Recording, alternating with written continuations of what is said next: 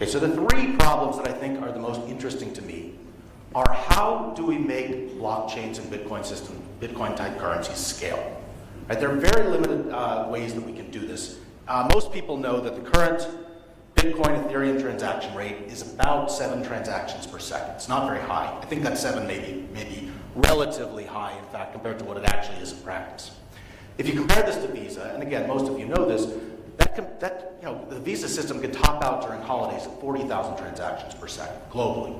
So these are not comparable. We need some way to actually make these systems scale to a reasonable throughput. One of the ways that people have proposed to do this is they propose to do it using channels. How many of you have heard of the Lightning Network? Okay, good. So the idea of a channel system is really very simple. The idea is that you have two parties, and they want to interact, but they don't want to produce a lot of bandwidth on chain. So what they're going to do is they're going to establish what is basically an escrow. Don't worry about the details of how it's done. Let's just say they put some money in, each person puts in some money onto the blockchain, they have one transaction, that transaction can be later unlocked using a digital signature made by both parties, or if one party goes away, it can be unlocked maybe after a certain amount of time. The idea of channels is extremely simple. So let's say we have one party that puts in 1 Bitcoin, another one that puts in 0 Bitcoin.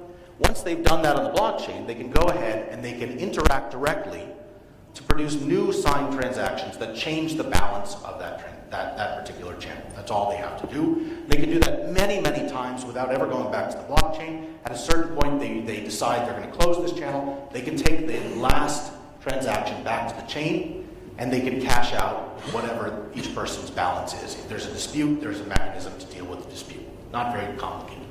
The Lightning Network is actually up and running on testnet.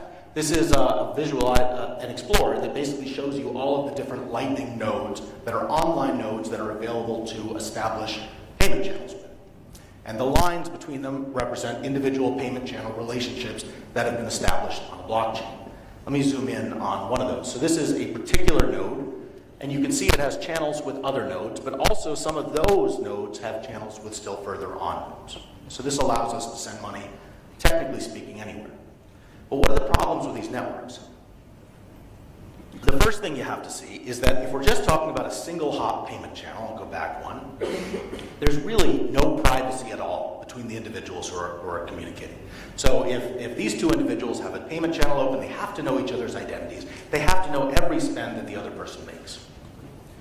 If we go back to the Lightning Network, Lightning doesn't really have a solution for this because it's not privacy technology. What Lightning does is it says, if you want to achieve privacy so that you don't know who the two endpoints are on this channel, you have to place more intermediaries. So instead of a single channel, Elon will open up a channel with I1, I1 will open up a channel with I2, and so on all the way over until we get to Peter.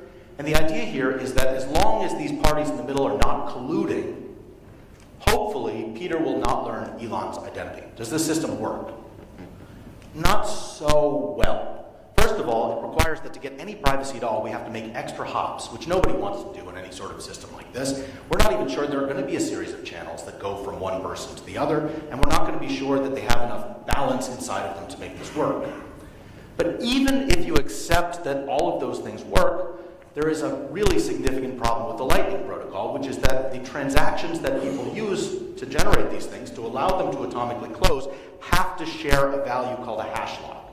And that means every single person in this channel is going to share a value H, and that value H basically binds together every node in the channel, which means that if I3 colludes with I1, even if I2 is honest, the channel can still be linked together, de-anonymized. So it's not really onion routing, it's something much weaker. How do we fix this? Like, what's a fix for this channel problem? Because channels are supposedly the future of cryptocurrencies. We're all going to be using channels to buy our coffee and pay our rent. We want some privacy. How do we fix this? One obvious idea is we could use Chaumian eCash. We already have this technology. We spent 30 years building it. Let's deploy it in this setting. In the simplest one channel case, we can basically treat one party as the bank. We can establish some balance between the two parties. And now, whenever one party wants to spend money, Elon can, let's say, withdraw some currency from David over here, and then spend it back anonymously back to David. We're assuming David has many channels open. and doesn't know who's spending what money. So this seems like it's a pretty simple solution. What happens if we want to go to 2 hops? What if I don't have a direct channel to the person I want to pay? Is there a solution to this problem? Anyone? Come on, we're never gonna, I don't have a channel with Brent. I need some way to go to the bank, and maybe Brent does have a channel with the bank. There's gotta be a simple solution to this. So it turns out that if you turn this around in a sort of strange way, you can make Chaumy and eCash work for 2 hops. And what I mean by this is we can elect David to be an intermediary, and David can basically act as a bank. Elon can connect to David, withdraw cash, and exchange balances with David. And Peter can do the same thing, where Peter initiates a connection to David in the middle. This is great, and if we have a system that allows us to exchange both positive and negative balances, now we have a way for one person to send money all the way through by sending, for example, +1 to David, and then David could send, +1 over to Peter. So this system works. Can it work for 3 hops? I don't think so. I don't actually see a way that you can go to longer numbers of hops in a system like this. It seems like Chaumy and eCash fundamentally breaks down when you try to go to longer channel lengths. And so this is because disparate channels have to be tied together in systems like this. There's no obvious way to make these work in a privacy-preserving way. So this is kind of a big open problem. If we're going to go to a world, a layer 2 world, where we're going to build channel networks between people, we have to find a way to build longer channels that have privacy, and none of the current techniques really seem to work very well for this.